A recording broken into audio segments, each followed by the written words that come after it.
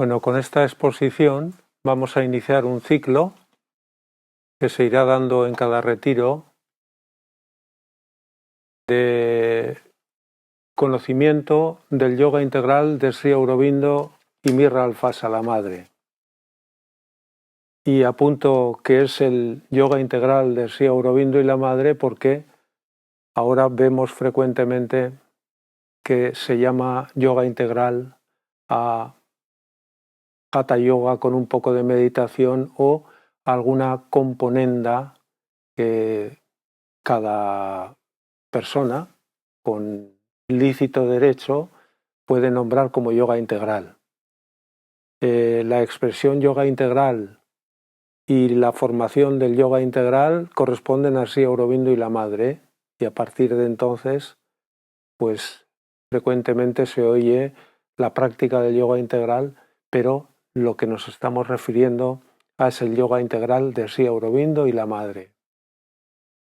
Sri Aurobindo y la madre, bueno, Sri Aurobindo tiene una obra, La síntesis del yoga, que abarca 1000 páginas, donde se expresan los diferentes yogas que integran el yoga integral.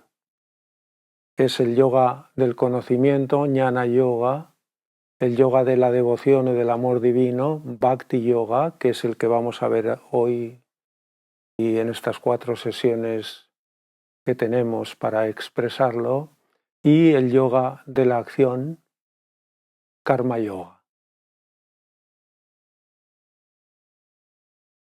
Hay que saber que el Bhakti Yoga, el yoga devocional o el yoga del amor, dentro de los rankings que se han establecido de los diferentes yogas, parece ser que ha sido considerado una hermana menor o un hermano menor dentro de los yogas.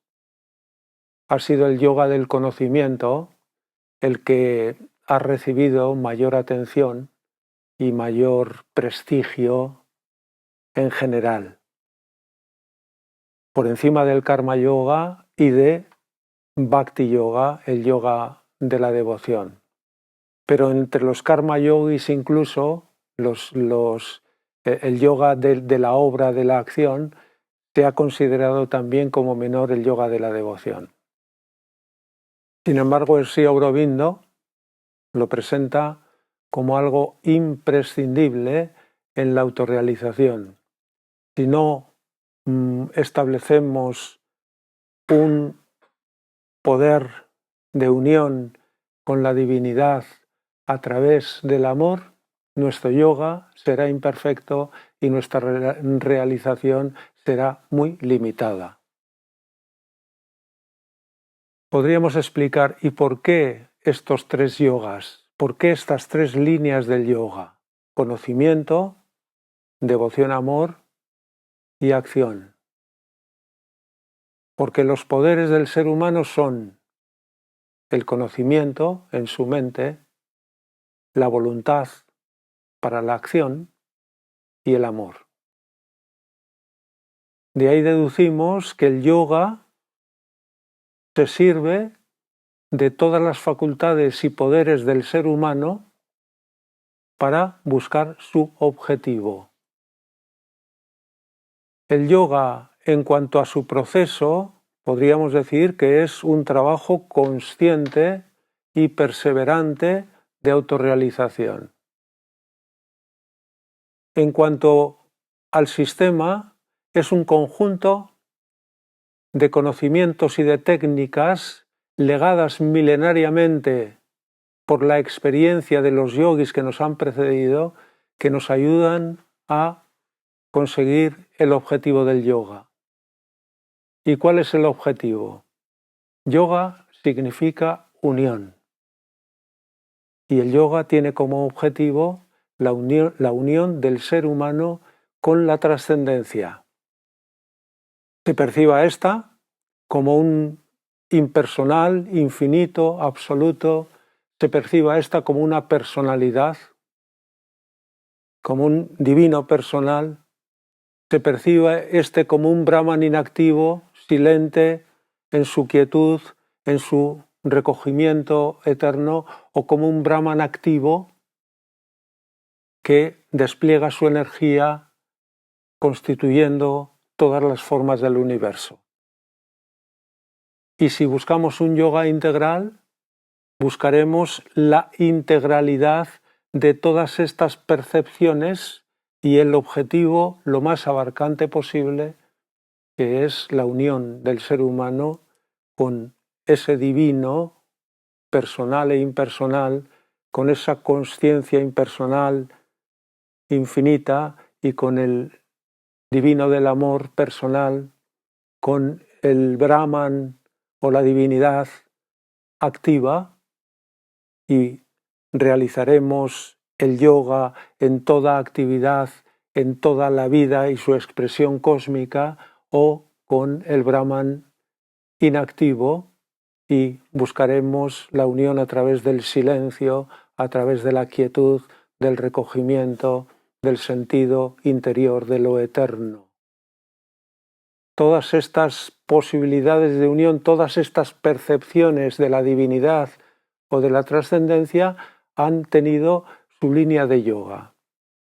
Los ascetas, recogiéndose en sí mismos, aislándose del mundo, buscan esta quietud y buscan realizar en ellos el Brahman pasivo, silente, en autoconcentración. Los grandes seres de actividad lo han buscado a través de la acción, a través de las obras, a través de todo lo que implica unirse a la vida y transformar la vida en todas sus expresiones. Lo que busca el yoga integral es una visión integradora de todas estas posibilidades sintetizada en una línea de yoga. Por eso la obra de Sri Aurobindo se llama Síntesis del Yoga. Hay que decir que los yogas tradicionalmente se han practicado en una línea exclusiva, es decir, el yogi del conocimiento se ha ocupado de su línea y no ha atendido a la devoción en él o al poder del amor y a la acción. El karma yogi se ha ocupado de su respectiva línea de acción y de obra y no ha atendido a los otros dos yogas. Como mucho, ha sido una atención sucesiva. Una vez que hemos realizado el jnana yoga, el yoga del conocimiento, vamos a karma yoga o vamos a bhakti yoga. Lo que Sri Aurobindo propone es una atención a los tres en la medida en que sea posible. Tener siempre presente los tres. Aquí el problema es, la dificultad es que las facultades del ser humano y la sensibilidad de cada ser humano es distinta.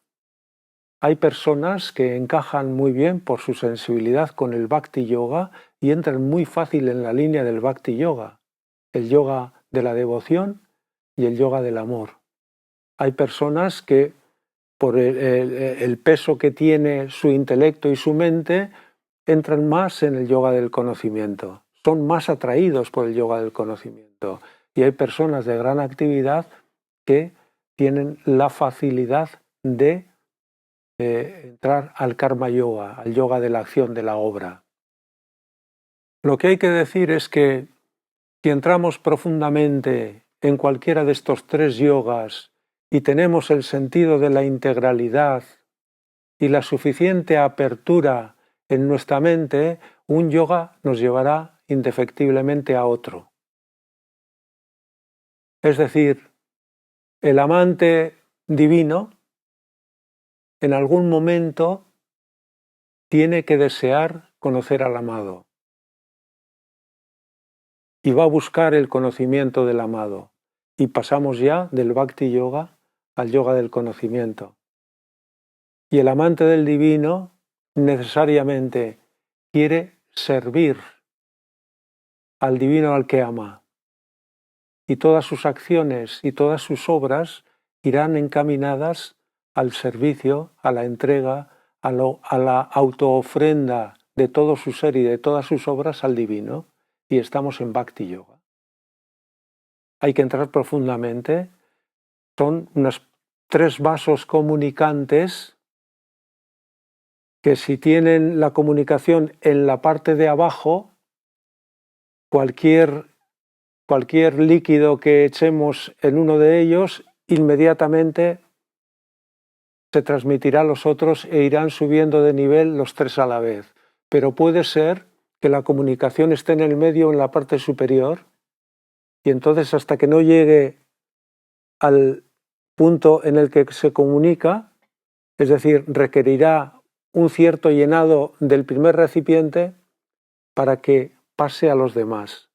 De una forma u otra, teniendo la mente abierta, teniendo el corazón dispuesto, teniendo este sentido de lo integral, acabarán comunicándose cualquier línea de yoga que elijamos con las demás. Hay un cuarto yoga en el yoga integral, que es el yoga de la autoperfección. Un yoga, no sé si coincide con las líneas tradicionales, pero que Sri Aurobindo lo trata específicamente. Será el yoga, una vez que alcancemos un nivel suficiente en estos 3 yogas, o en la medida en que vayamos creciendo en ellos, podemos ir perfeccionándonos hasta el destino final o el objetivo final del yoga, que es la unión del ser humano con la trascendencia. ¿Qué significa que el ser humano se une a la trascendencia? Significa que el ser humano se diviniza. Porque si somos poseídos, la unión es que 2 elementos se hacen uno, o por lo menos permanecen íntimamente unidos. Si nos unimos a la divinidad, nos divinizamos. Si nos unimos a la consciencia, nuestra consciencia es divinizada o superior o supramental, suprarracional, como queramos definirlo y decidirlo. Pero tiene que darse una transformación. Actualmente, nuestra conciencia actual, nuestro ser actual, está muy separado, muy degradado, está en un grado muy inferior a el objetivo que aspiramos. La diferencia entre el ser humano y la divinidad es evolución, porque en el ser humano ya está el embrión, el germen, la semilla de todo aquello a lo que aspira. La esencia del ser humano es divina. El alma humana es una expresión de divinidad, pero es seminal, es semilla, tiene que eclosionar y en las circunstancias adecuadas y con el proceso de evolución adecuado, crecer y expresarse de la manera del árbol, igual que el árbol de donde esa semilla un día cayó. Por tanto, hablamos de un yoga eminentemente evolutivo, de un crecimiento para que en nosotros se exprese lo que ya somos, se exprese con la mayor perfección y extensión posible lo que ya somos en nuestro ser secreto, en el centro y la esencia de nuestro propio ser. Este es el objetivo del yoga. Y los 3 caminos del yoga corresponden a estos 3 poderes que en el ser humano son inherentes a nuestro ser y a nuestra consciencia. Si miramos qué le ha llevado al ser humano a la devoción, al sendero de la devoción, veremos que hay un impulso, un motivo en las antiguas tradiciones y en las modernas incluso, muy imperfecto, porque al ser humano a veces le ha llevado a la devoción o a la adoración el temor y el interés.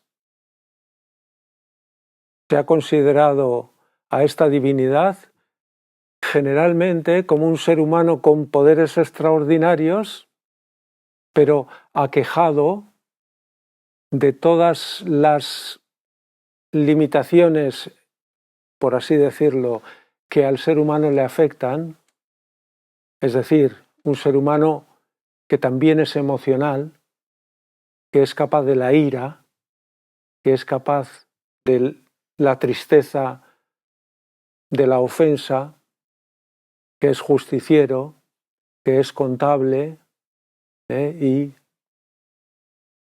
en un momento determinado establece el debe y el haber, saca las cuentas de nuestra vida, de nuestras acciones y nos premia o castiga según nuestras obras. Y también le lleva a ese respeto el interés. Inicialmente el ser humano se ve desprotegido en medio de una vida y de los acontecimientos de una vida que él no puede controlar. Y busca protección en un poder superior. Y busca también, por temor a ser engullido por esos acontecimientos o por estos hechos o de la naturaleza y de la propia vida, busca a través de ese temor establecer una relación con el divino al que le realiza ofrendas, al que le expresa oraciones para que él se compadezca, para que no sea muy estricto en su juicio sobre el humano, para que le aporte cosas buenas y le evite lo malo, lo adverso de esta vida. Hay una mezcla de temor, de interés. Esto es inevitable en la devoción primaria, que todavía está presente. O buscamos simplemente favores. Antes, si os acordáis, en el periódico había peticiones que si ayudas a que mi hija saque las oposiciones, yo camino de rodillas a la ermita de no sé qué. Esto ha sido hasta hace 2 días. Naturalmente, contra este tipo de devoción tan primaria, la filosofía y el ateísmo te da un festín, un auténtico festín para echar por tierra todo esto, porque efectivamente rompe con la necesidad de rigor que tiene la mente del intelecto, y la filosofía lo tiene muy fácil. Decir, bueno, esto es ilusión, esto es un comportamiento humano que trata de paliar su propia debilidad psicológica en algún poder inexistente, por otra parte, que le alivie de su aquejamiento, de su dolor ante la vida, ante la dureza que a veces la vida expresa sobre nosotros. Pero claro, esto es una devoción imperfecta. No obstante, según dice la Gita, el divino acepta a todo ser humano según el ser humano intenta acercarse a él. Es decir, incluso la devoción imperfecta nos permite establecer una relación con lo trascendente. Un apunte anterior a esto: la necesidad del discernimiento y del conocimiento en el sendero de la devoción. Y vemos que hay ritos devocionales y actos devocionales que están muy tocados por la emocionalidad y alejados del verdadero espíritu que se busca con el camino de la devoción y del amor. Me está viniendo ahora las procesiones de Semana Santa. Esto podríamos encontrarlo en todas las regiones y en todos los ámbitos, ¿no? Las procesiones de Semana Santa en Andalucía, que se sienten tanto y se ven tanto, con qué emocionalidad. Una psicología realmente alterada, muy pasional, muy emocional, o ese salto que hacen a la Virgen, ¿cómo se llama esa Virgen? Que pasan unos encima de otros para llegar el primero a la reja. Pues ahí está el temperamento de Andalucía, ¿no? Me viene a la mente el poema de Miguel Hernández, que describe las distintas regiones. Andaluces de relámpago, nacidos entre guitarras y forjados en los yunques torrenciales de las lágrimas. Esa idiosincrasia, cada zona, cada pueblo tiene la suya, se expresa la emocionalidad espiritual de esa forma que aquí nos parece, o en otras partes parece algo exagerada y nos parece desmedida. La emoción espiritual puede ser muy pasional, pero siempre es muy serena. No están reñidas. En nuestra conciencia habitual, la pasión es alteración. Necesita tensión de nuestro sistema nervioso, tensión de todo el sistema emocional para que la pasión se exprese. En lo espiritual, la pasión y la intensidad tienen serenidad porque el espíritu es siempre sereno. Bueno, tenemos los motivos de la devoción en el temor, en el interés. La devoción se sirve de las emociones humanas, de todas, para dirigirlas hacia el objetivo. Puede ser el respeto, puede ser la veneración, puede ser el deleite, puede ser la alegría. Todas estas emociones humanas, incluso las emociones inferiores del ser humano, el placer ordinario y burdo del ser humano, en realidad están expresando de forma oscurecida y a veces de forma incluso pervertida, en una forma interior, el deleite divino y el amor divino. El amor humano, que es muy tocado por el ego y a veces muy interesado, muy vital, en realidad también es una expresión inferior del amor en nosotros, del amor divino en nosotros. Esto cada uno lo mira, no hay por qué estar de acuerdo con todo lo que aquí se expresa, pero expresamos esto. Tenemos una devoción inferior tocada por el temor, tenemos una devoción interesada, tenemos la percepción de un Dios juez que puede echar su ira sobre nosotros. Esto, que parece descartado, todavía está presente en nuestra vida cotidiana o en la práctica religiosa habitual. Os invito a escuchar una canción de iglesia que puede resumir un poquito todo esto. A ver si doy con el disco.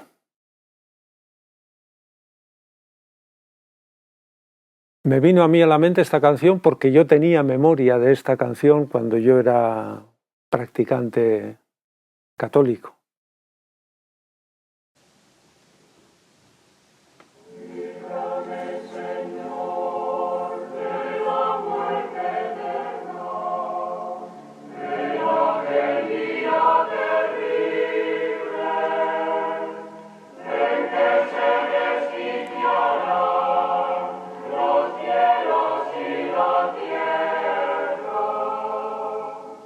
Cuando tú me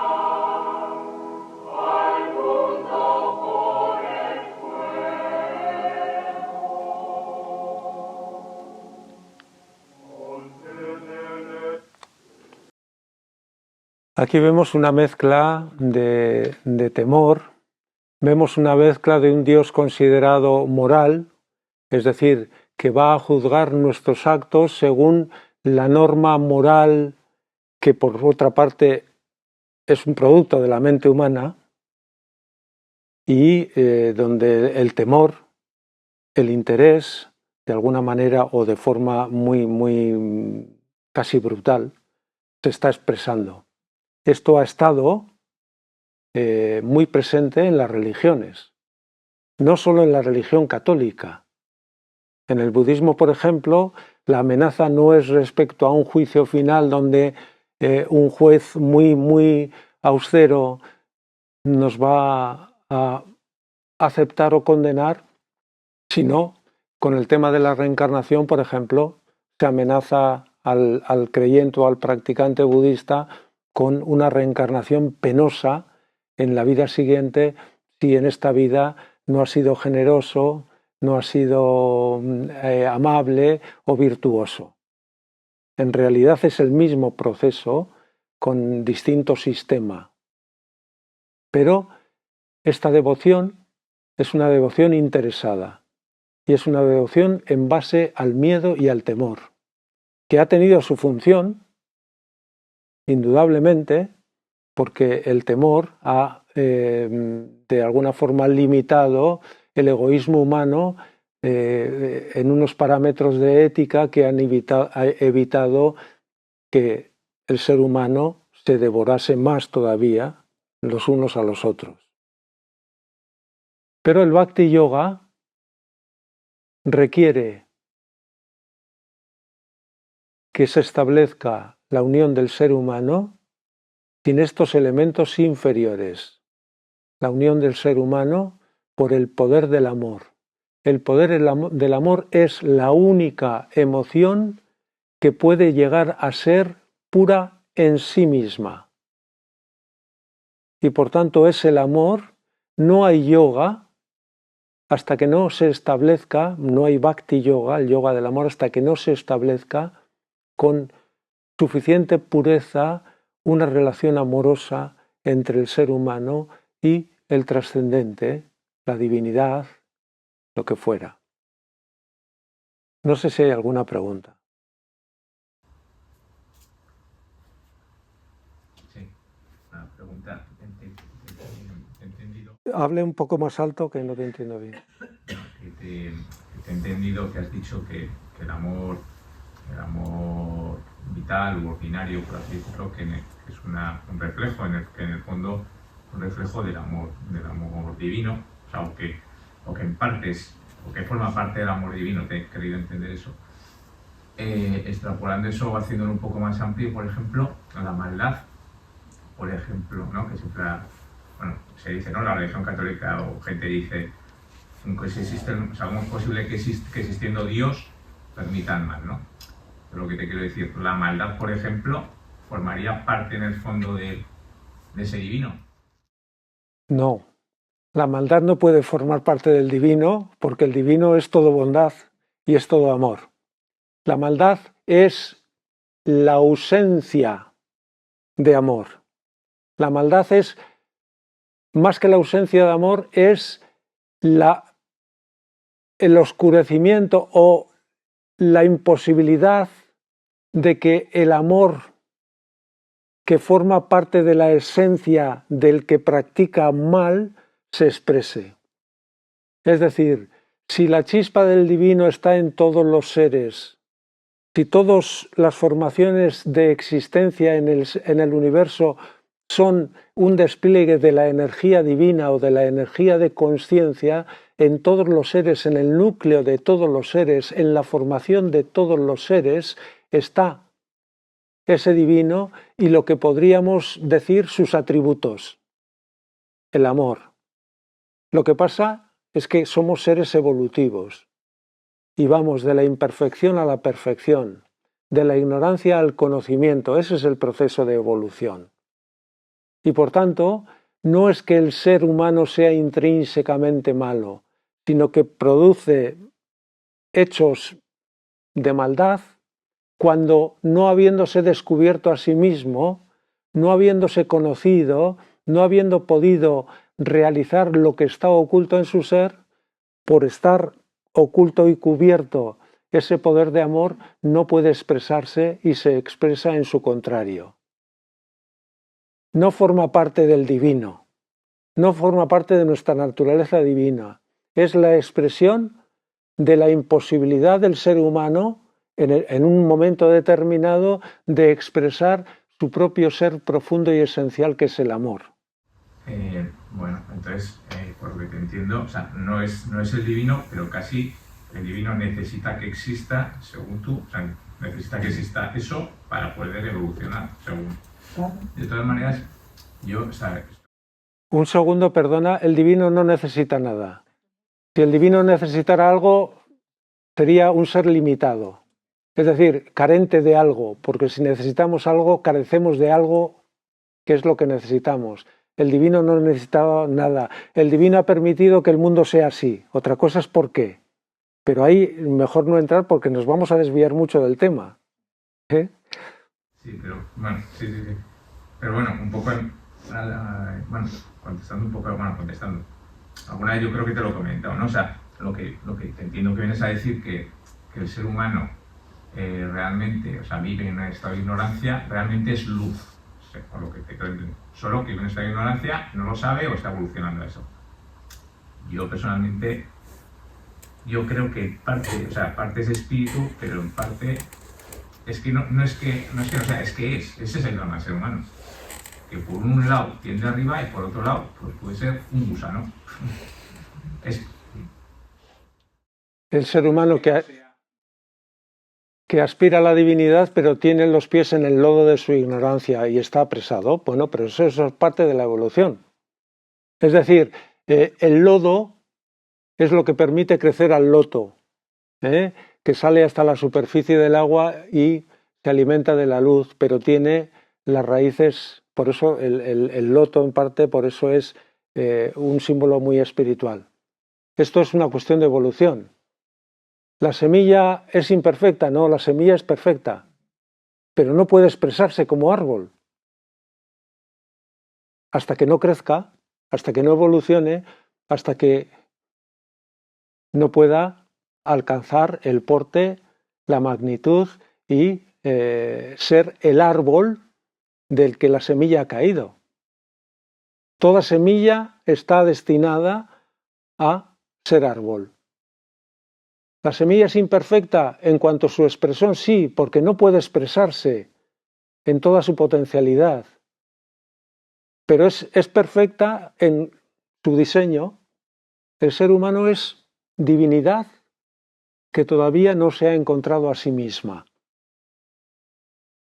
Somos un divino que todavía no se ha encontrado a sí mismo. No se ha descubierto y no ha crecido para poder expresarse como la divinidad que es. Así de sencillo.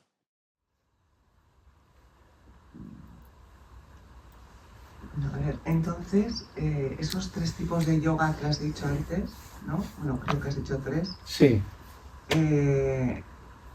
No sé, pero también es parecido a la religión católica al final, ¿no? Solo que no castiga y no hay juicio, ¿no? El llegar a esa unión que has dicho, ¿no? Ya has explicado muy bien que la diferencia con la religión católica podría ser lo del juicio, el interés, ¿no? Pero entonces yo también veo que hay varios tipos de yoga que realmente las personas hoy en día buscamos algo también con el yoga, ¿no? Y nos vamos a hacer hatha yoga, nos vamos a hacer tal. Al final es la misma meta, ¿no? Pero sí que he visto pues, que las diferentes corrientes de yoga como que se critican unas a otras, como que esta es la verdadera, esta es tal, cual. Entonces, no sé yo muy bien que para la gente de a pie, de los que no controlamos tanto estas cosas espirituales, ¿cuál sería el ideal o el idóneo para llegar a esto que a todos nos preocupa, que es un poco esa unión? Bueno, lo idóneo para cada persona en cada momento es lo que le ayuda a crecer. Llámese budismo, llámese cristianismo, llámese yoga, llámese religión. Si algo te ayuda a crecer, a elevarte en conciencia, a ser más espiritual, eso en ese momento es bueno para ti. Lo que no hay que establecerse es en ningún dogma. Es ahí donde viene la pelea. Yo he percibido una intuición espiritual y digo, esta es la verdad. Y como difiere de tu percepción o de la formulación que tú tienes de tu intuición, digo, esta es una verdad menor o es falso. Este es un problema. Segundo elemento, alcanzamos un cierto conocimiento y nos establecemos ahí. Y decimos, esto es el máximo, esto es el conocimiento verdadero de el ser humano respecto al espíritu o a la divinidad. Y sin embargo, cada vez que llegamos a un punto de conocimiento tenemos que comprender que hay más conocimiento. El Sri Aurobindo dice, somos practicantes del infinito. Es decir, lo que hemos alcanzado, la realización que tengamos, por muy alta que creamos que sea, siempre es una realización relativa, llamada a una realización mayor, a un conocimiento mayor, a una verdad mayor. Lo que hace el dogma que existe en prácticamente todas las religiones, cada religión tiene sus dogmas, es constreñir y enlatar la verdad que sobre esa religión o sobre esa iglesia se ha expresado, si es que se ha expresado. Han comprendido algo y dicen, esto es así. Y lo que no sea así, no es verdad. Es más, cuando un papa establecía un dogma, la coletilla solía ser, quien no crea en este dogma sea anatema.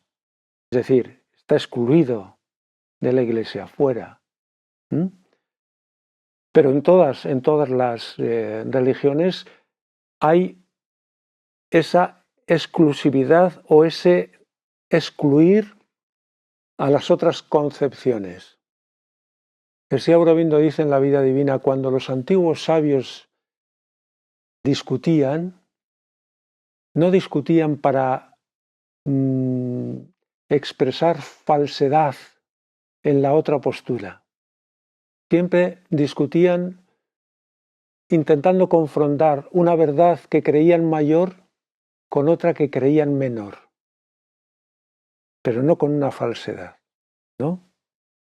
En este sentido, esto es un vicio de nuestro ego mental que considera que lo que yo percibo es más real, más verdadero y más exclusivo que lo que los demás puedan percibir. Pero esto es un problema de las religiones.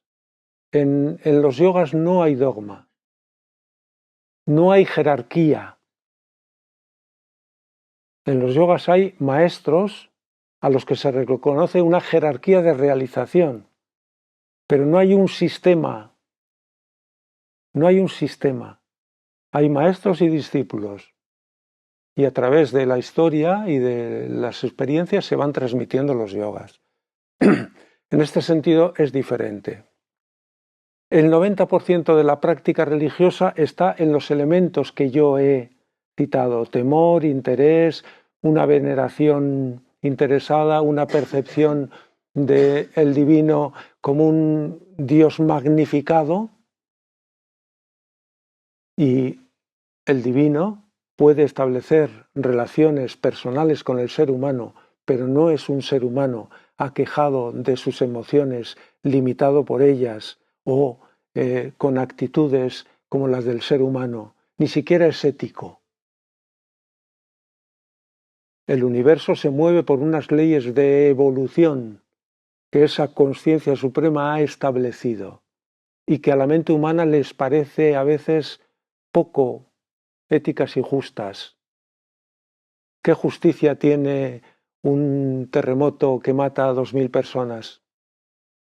O un huracán o un volcán que deja toda una población en brasas. Hay una ley del karma, una ley de evolución que es extraordinariamente justa, pero que no se adapta a la perspectiva de justicia y de ética que el ser humano tiene. La ética humana es una construcción de la mente humana y además varía según sociedades. Lo que aquí es inadmisible y una aberración en otras sociedades puede ser admisible y admirable. Esto si echamos una ojeada al mundo y a las distintas idiosincrasias, veremos que es así. Pero tenemos que cortar porque a la tarde seguimos.